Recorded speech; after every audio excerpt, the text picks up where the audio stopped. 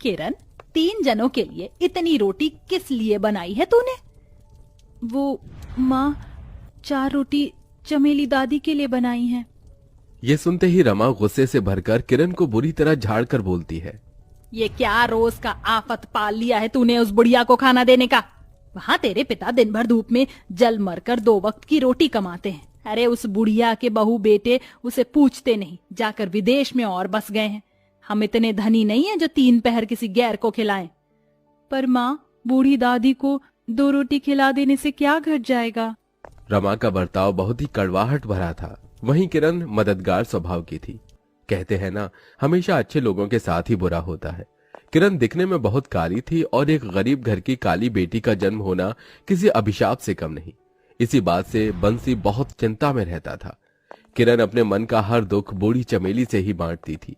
चमेली पड़ोस की झोपड़ी में रहती थी, जो कि एकदम टूटी फूटी हालत में थी। चमेली दादी, अंदर आ जाऊं क्या? कौन? किरण बिटिया, आ जाओ। खाना लाई हूँ दादी माँ, ये देखो, आलू गोभी की सब्जी और रोटी। आपको भाती है ना? अपने प्रति किरण का निश्चल प्रेम भाव देखकर बूढ़ी चमेली की आंखों में आंसू छलक आते हैं। जिस बेटे को पाला पोसा पढ़ाया लिखाया, अपना जीवन तक वार दिया, कितनी आस लगाई थी कि बुढ़ापे में मेरा बेटा मुझे देखेगा, पर वो मुझे छोड़कर चला गया। मेरी सगी औलाद भी मेरी नहीं हुई, पर तू गैर होकर मेरे लिए इतना कर रही है किरण। क्योंकि आपकी सेवा करने में मुझे सुख मिलता है दादी माँ, वरना तो ये दुनिया तो मुझे काली कमली को मेरे रंग की वजह से बस दुत्कारती आई है। किरण, इस दुनिया को तेरा मोल नहीं, उन्होंने केवल तेरा रूप ही देखा है, मगर तू दिल का हीरा है मेरी बच्ची। किरण की अधूरी जिंदगी में बूढ़ी चमेली ही उसे समझती थी। ऐसे ही समय गुजरता है और एक दिन। माँ, आप और बाबा कहीं जा रहे हैं क्या? हाँ, तेरी सरोजा बुआ की बेटी की शादी है और तू भी हमारे साथ चल रही है। ये सूट ले और थोड़ा सज धज जाना। ये ढला हुआ अमावस सा चेहरा मत लेके चलियो, क्या पता ईश्वर की दया से कोई तुझे पसंद कर ले। रमा, कैसी माँ हो तुम? क्यों उस बेचारी को कोसती रहती हो? भगवान ने जहाँ उसकी जोड़ी लिखी होगी मिल जाएगी। थोड़ी देर में किरण अपने माता पिता के साथ शादी में आती है, जहाँ दिव्या 16 श्रृंगार में सजी धजी दुल्हन बनी बैठी थी। उसके गले में हीरे का 9 लखा हार था, जो कि खूब चमक रहा था। प्रणाम बुआ जी। जीती रह, जीती रह। अरे बंसी भैया, रमा भाभी, बिटिया के रंग पर ध्यान दो, इतना दबा रंग है। मैं तो बोल बोल कर थक गई हूँ सरोजा जी, थोड़ा उपटन किया कर। मगर ये तो बस सारे दिन उस बुढ़िया की सेवा बाड़ी में लगी रहती है। तभी सरोजा इतराकर अपनी बेटी दिव्या की खूबसूरती का बखान करती हुई बोली, आजकल लड़की के काले होने के चलते देखते ही रिश्ते कट जाते हैं, पर जो लड़की रूप की धनी हो तो दान दहेज भी नहीं देना पड़ता।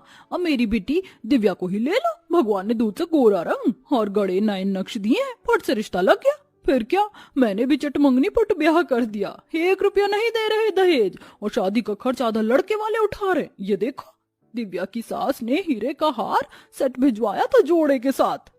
मम्मी, किरण की किस्मत मुझसी नहीं, ये तो काली है काली। ऐसा 9 लाख का हार इसके काले गले में नहीं जचेगा। सबकी ताने भरी बातों ने काली किरण का दिल तोड़ दिया। जैसे तैसे सरोजा एक अजीबोगरीब रिश्ता उनके घर भिजवाती है, जहां मंदा नाम की एक औरत अपने बेटे सुरेश के साथ बैठी थी, जो कि दिखने में बड़ी उम्र का था। भाई साहब, नाश्ता पानी तो होता रहेगा, जल्दी से लड़की दिखा दीजिए, मैं देख कर आती हूँ। तभी सामने से किरण चलकर आती है। लीजिए, आ गई किरण। तभी जैसे ही किरण लड़के को देखती है तो उसकी आंखें डबडबा सी गई। माँ, इसकी उम्र तो मुझसे ज्यादा है। हाँ, तो तू भी कौन सी इंद्र की परी है जो तुझ काली को लेने कोई राजकुमार थोड़ी आएगा। इससे शादी कर लेगी तो तेरे बाबा को दान दहेज नहीं देना पड़ेगा, वरना इस गरीबी में तेरी शादी में हमारा बाल बाल बिक जाएगा, सर से छत छिन जाएगी। क्या तू यही चाहती है कि इस बुढ़ापे में हम दर दर भटके? ये सब सोचकर किरण मौन खड़ी रहती है, पर पिता होते हुए बंसी अपनी बेटी की मन की विडंबना को देखकर रिश्ते से मना कर देता है। बहन जी, हमें रिश्ता मंजूर नहीं। अजी, ये क्या कह रहे हो? जब रिश्ता करना ही नहीं था तो हमें यहाँ क्यों बुलाया बेइज्जती करने को? सारी जिंदगी कुंवारी बैठी रहेगी तुम्हारी ये काली कलूटन बेटी, देख लेना। चल बेटा। नंदा उठकर चल देती है, मगर गरीबी से झुंझलाकर रमा अपनी कड़वी बातों से किरण का बहुत दिल दुखाती है।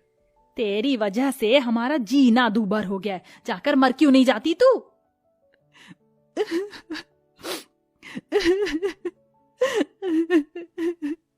किरण बूढ़ी दादी के पास आकर फूट फूट कर रोती है।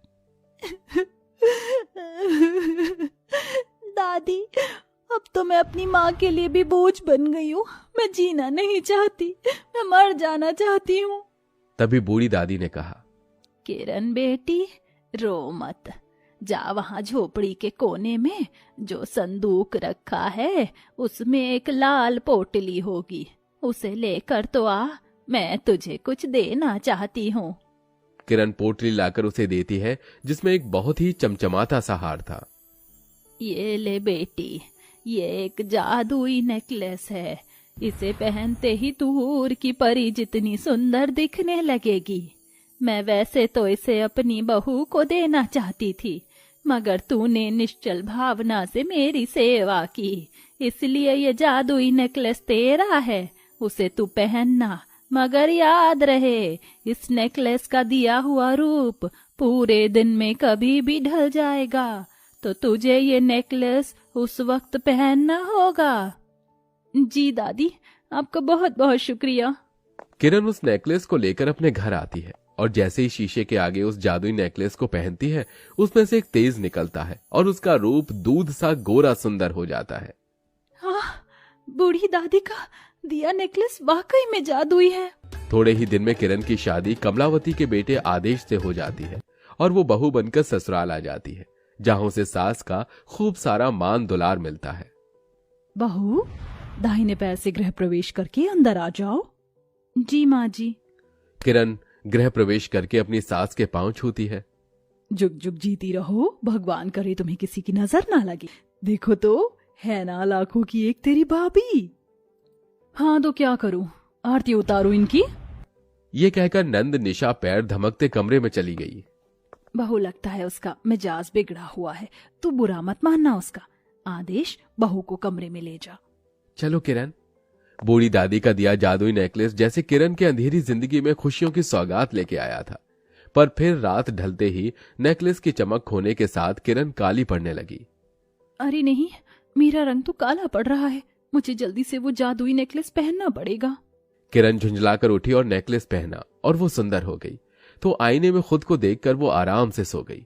अगले दिन पहली रसोई से उसने सभी का दिल जीत लिया। यूं ही दिन गुजरने लगे। किरण हर दिन जादुई नेकलेस को रंग फीका पड़ते ही पहन लेती और सुंदर हो जाती थी। किरण अपनी जिंदगी में बहुत खुश थी और अपनी खुशी बांटने के कुछ दिन बाद वो दादी के पास गई। आ गई मेरी बच्ची, कैसी है तू? मैं बहुत खुश हूँ दादी, आपके नेकलेस की वजह से मेरी जिंदगी बहुत अच्छी हो गई है। सब मुझे बहुत प्यार करते हैं। पर दादी, आप ठीक तो हो ना? वैसे थोड़ी बीमार हूँ, पर तुझे देख अच्छी हो गई। वैसे मेरा बेटा आ रहा है मुझे लेने, उसके साथ जा रही हूँ विदेश। ये तो बहुत अच्छा हुआ दादी, आपकी भगवान ने सुन ली। चलो, मैं आपके लिए खाना लाई हूँ, खा लो और दवाई भी लो। और ये मेरी तरफ से आपके लिए कुछ तोहफे हैं, मना मत करना। बूढ़ी दादी को खाना दवाई खिलाकर किरण अपने ससुराल चली जाती है और अगले दिन दादी भी अपनी बेटी के साथ विदेश चली जाती है। वहीं ससुराल में अब तो जब देखो कमलावती बस किरण की सुंदरता का बखान करती रहती थी। बहू, तुझे पता है ना, आज घर में पंडित जी आने वाले हैं, तुम दोनों के जोड़े को आशीर्वाद देने। सब अच्छे से देखना। जी माँ जी, आप चिंता मत कीजिए, मैं सब कर लूंगी। जानती हूँ ईश्वर ने तुझे हर गुण दिया है, स्वर से सरस्वती, रूप से लक्ष्मी और हाथों में मां अन्नपूर्णा का वास। ऐसी सुंदर बहू पाकर मेरे तो भाग्य खुल गए। ये सुनकर निशा जल भुन गई। जब देखो माँ के मुंह पर बस भाभी की तारीफ रहती है, जैसे ये कहीं की हूर की परी आई है। किरण किचन में खाना बनाने लगी, तभी उसका ध्यान खाना बनाने में इस कदर बढ़ जाता है कि उसे ध्यान नहीं रहता और धीरे धीरे उसके शरीर का रंग काला पड़ने लगता है। इतने में नंद रसोई में आकर चीख पड़ती है। चूड़ा! क्या हुआ ननद जी, आप चीखी क्यों? जैसे ही निशा की निगाह अपनी भाभी की काली सूरत पर पड़ी तो वो कमलावती को पुकारने लगी। माँ, माँ जल्दी आओ, भाभी भाभी जैसी नहीं दिखती है। कमलावती रसोई में आ गई। किरण का ध्यान अपने काले रंग पर गड़ गया। देखा माँ, ये भाभी कितनी झूठी है। ये तो काली कलूटन है। इसके माँ बाप ने हमें बुद्धू बनाया। इसका ये गोरा रंग झूठ है। ये जितनी काली है उतनी ही कपटी है। सारा नजारा निशा की मुंह जुबान सुनकर भी कमलावती ने देखा कि किरण की आंखों से टप टप आंसू गिरे जा रहे थे। उसने कहा, माँ जी, मैं जानती हूँ मैंने आपका भरोसा तोड़ा है, मगर एक बार मेरी बात सुन लीजिए। किरण अपनी गुजरी तानों भरी काली जिंदगी के बारे में और बूढ़ी दादी के दिए जादुई नेकलेस के बारे में सबको बतलाती है। बहू, तू मुझे इसी रूप में स्वीकार है और मेरे लिए आज भी तू मेरे घर की लक्ष्मी है और सदा रहेगी। उस पलचिन किरण की आंखों में खुशी के आंसू थे। उसे फिर कभी जादुई नेकलेस से अपने काले रंग की सच्चाई को छिपानी नहीं पड़ी, मगर आज भी वो नेकलेस उसने बड़ी जतन से संभाल कर रखा है।